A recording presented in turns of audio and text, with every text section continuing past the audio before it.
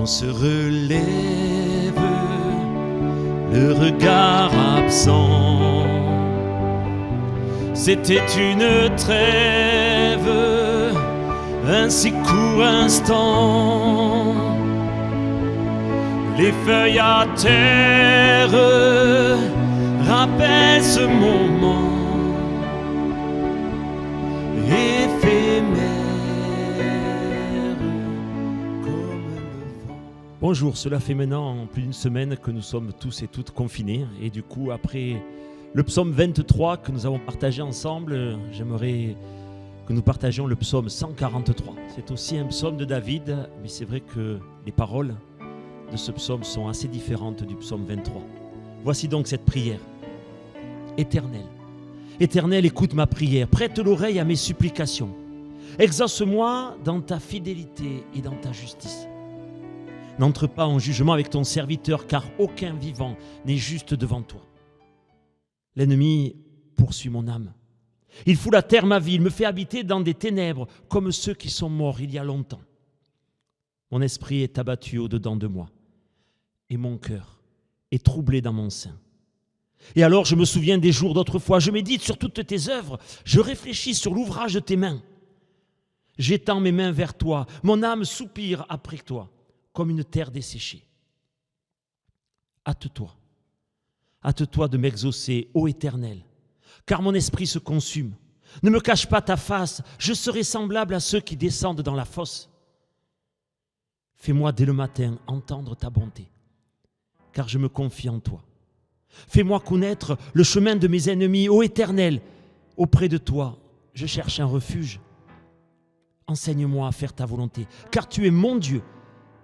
Que ton bon esprit me conduise sur la voie droite, à cause de ton nom éternel. Rends-moi la vie. Dans ta justice, retire mon âme de la détresse. Dans ta bonté, anéantis mes ennemis et fais périr tous les oppresseurs de mon âme, car je suis ton serviteur. Amen. Nous avons tous et toutes vécu, je pense, ce genre de moment. Le moment où nous nous sentons tellement oppressés, angoissés, torturés, que l'on voudrait rester au lit, ne plus bouger et juste attendre que ça passe, juste que ça passe. Nous avons tous vécu au moins une fois, et si ce n'est qu'une fois d'ailleurs, c'est vraiment que nous avons une vie tranquille. Le temps où le conflit avec certains est devenu tellement insupportable, tellement insurmontable, que nous avons demandé à Dieu de faire disparaître le problème, voire même les gens eux-mêmes, d'un seul coup. Que Dieu vienne enfin, qu'il trouve la solution, qu'il fasse le boulot, qu'il soit bien le Dieu qui exauce les prières, et en premier les miennes. Parce que bien sûr, on le sait, l'autre, l'ennemi, il ne prie pas, il n'a pas de sentiments, il est le méchant et c'est tout. Et ces sentiments d'angoisse, de fatigue, de mal-être qu'est en train de décrire David, qu'est en train de prier David, se définissent par de nombreux mots en fonction de la gravité, de la maladie, du moment même, voire de la nature de nos sentiments. Déprime, dépression, désespoir, angoisse, burn-out, et j'en passe.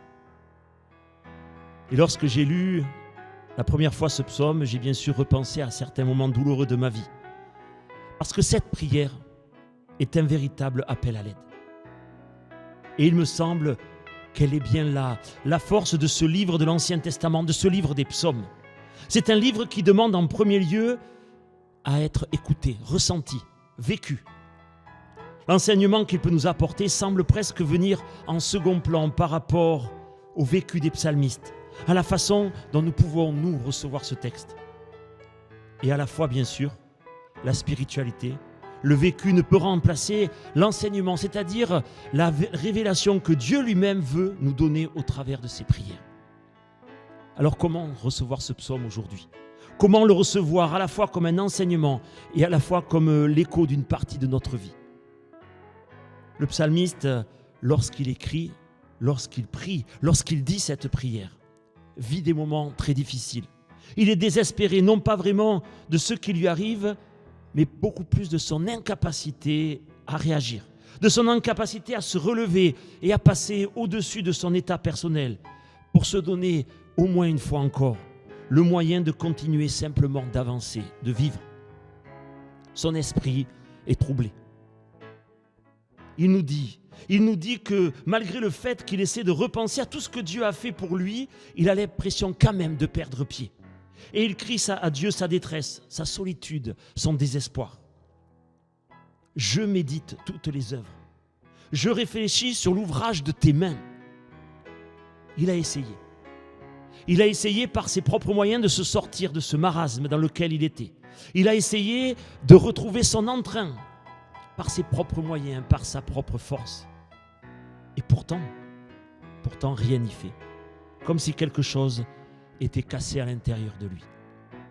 C'est peut-être là d'ailleurs un des premiers enseignements de ce psaume pour nous. Il y a des situations où nous sommes incapables par nos propres forces d'arriver à nous en sortir. Il y a des moments où nos propres forces ne sont pas suffisantes.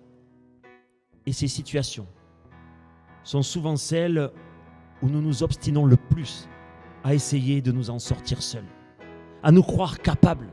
Là, pour le psalmiste, spirituellement parlant, mais aussi psychologiquement parlant, il a essayé. Il a essayé de s'en sortir seul.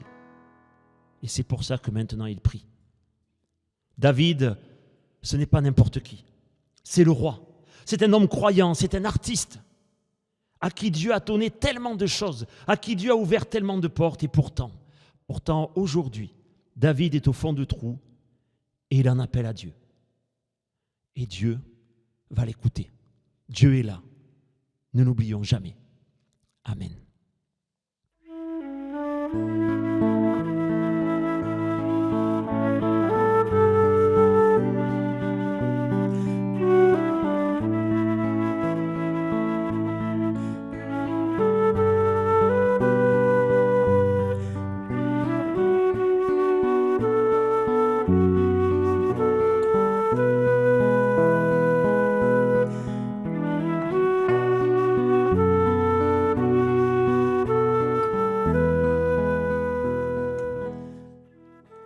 À la suite de ce psaume, j'aimerais vous lire une prière que j'aime énormément.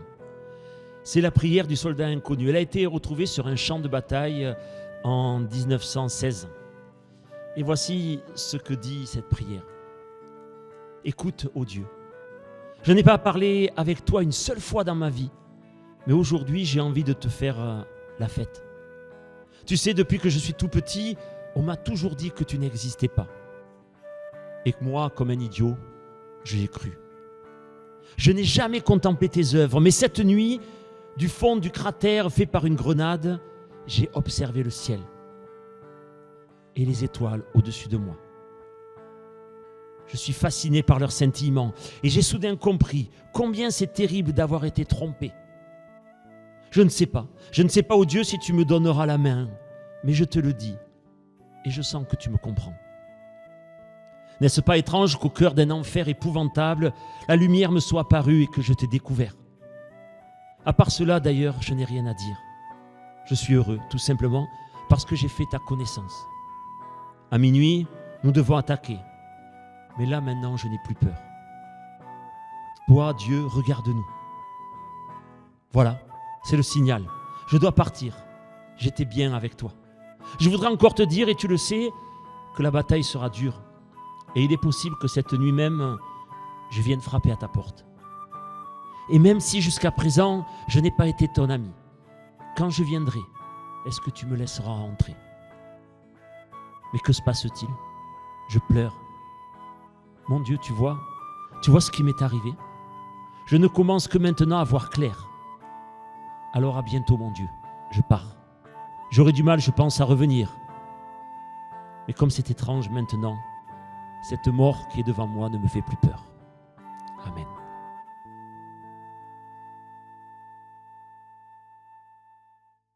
Voilà, et nous voulons maintenant partager ce chant avec vous, Père, unis-nous tous.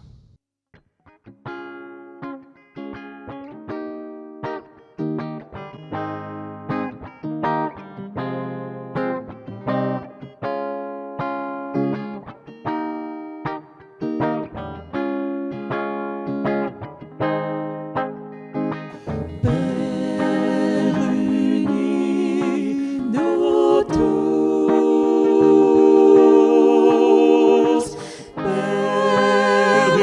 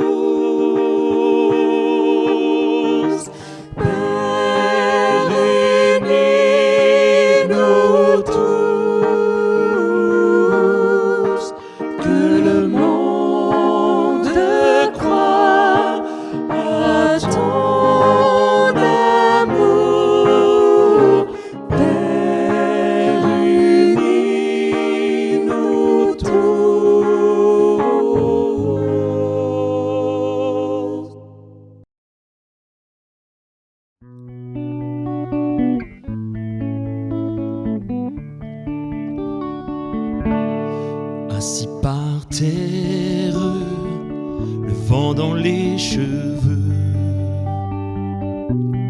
Rien devant moi, si ce n'est ce vœu. Le ciel se voile, comme à chaque fois, comme une toile